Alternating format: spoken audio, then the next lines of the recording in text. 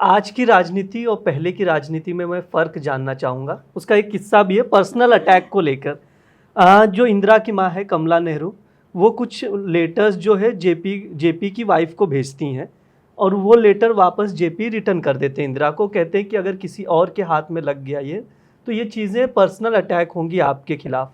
जो कि उस दौर की राजनीति, वो वही जेपी हैं जिनको जेल में डलवाया इंदिरा ने, फिर भी वो इस तरह की चीज़ें करते हैं कि आपके ऊपर पर्सनल अटैक ना हो, इसलिए आपकी चीज़ें मैं वापस आपको रिटर्न कर रहा हूँ। आज की राजनीति और पहले की राजनीति में ये जो फ़र्क है वो किस तरह देखते हैं आप? देखिए, जेपी के वैल्यूज़ तो बहुत ही अलग थे। जयप्रकाश नारायण नेहरू को अपना भाई कहते थे और इंदिरा जी को इंदू मानते थे और इंदू करके पुकारते थे। लेकिन जब जेपी मूवमेंट हुआ अगेंस्ट करप्शन और राइजिंग प्राइसेस, ये 74 में ये हुआ और ये बढ़ता बढ़ता बिहार की सरकार को बदलना और इंदिरा गांधी को हटाने के स्वरूप ले लिया इसने। और उसके बाद उसकी वजह से मूवमेंट एक कारण था कि इंदिरा गांधी ने इमरजेंसी भी लगाई थी और इन सब नेताओं को जेल में डाल दिया था।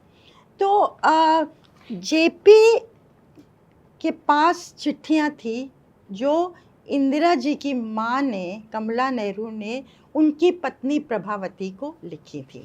जब जेपी अमेरिका से आए थे तो अर्ली 30s में वो आनंद भवन में रहे थे अपनी पत्नी के साथ और वहाँ उनकी दोस्ती, प्रभावती की दोस्ती कमला नेहरू से हुई थी और उसके बाद कमला नेहरू उनको बार बार चिट्ठियाँ लिखती थी और अपने मन की व्यथा व्यक्त करती थी कि कैसे नेहरू परिवार में उनको बहुत दिक्कतें हैं, किस तरह से उनसे नेहरू की बहनें पेश आती हैं, तरह तरह की चीज़ें जो परिवारों में होता है।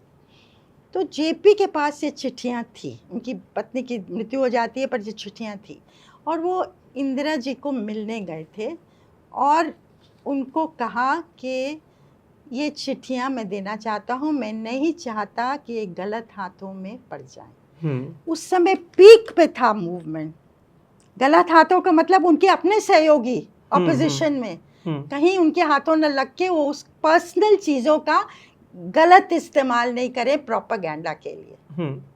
उन्होंने कहा पॉलिटिकल लड़ाई अपनी जगह है, पर्सनल रिलेशनशिप्स अपनी जगह है। तो वो इंदिरा गांधी ने चिट्ठियाँ ले ली, थैंक्स कहा। उन चिट्ठियों का क्या हुआ, उन्होंने कितनी दी, नेहरू मेमोरियल लाइब्रेरी को कितनी दी वो पता नहीं, लेकिन जेपी के लिए ये बहुत, और उनके लोग बहुत नाराज़ हुए। जो उनके एसोसिएट्स थे जो सब देख रहे थे कि जेपी ने ये सब किया, तो उनको आके ऑपोजिशन के लीडर्स मिले, कुलदीप नायर जो पत्रकार थे वो भी आके मिले और लोग भी मिले कि ये क्या किया तुम लोगों ने, क्यों जेपी को चिट्ठियाँ देने दी, ये तो किसी संग्रहालय में होना चाहिए था, बहुत डॉक्यूमेंट्स ये बहुत वैल्यूबल हैं। पर जेपी बिल्कुल नहीं सुने इसकी बात। जैसा कि कहा, उनकी वैल्यू सिस्टम बहुत अलग था। इंदिरा जी का वैल्यू सिस्टम अलग था।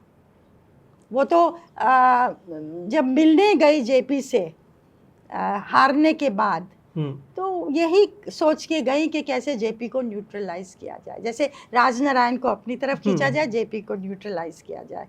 और उस मीटिंग के बाद जेपी ने, और ये 77 की बात है जिस साल वो हारी, जब वो बेलची गई थी और उसके बाद पटना गई जेपी से मिलने, उसके बाद till JP died in 79 JP ने एक भी स्टेटमेंट नहीं दिया इंदिरा गांधी के खिलाफ।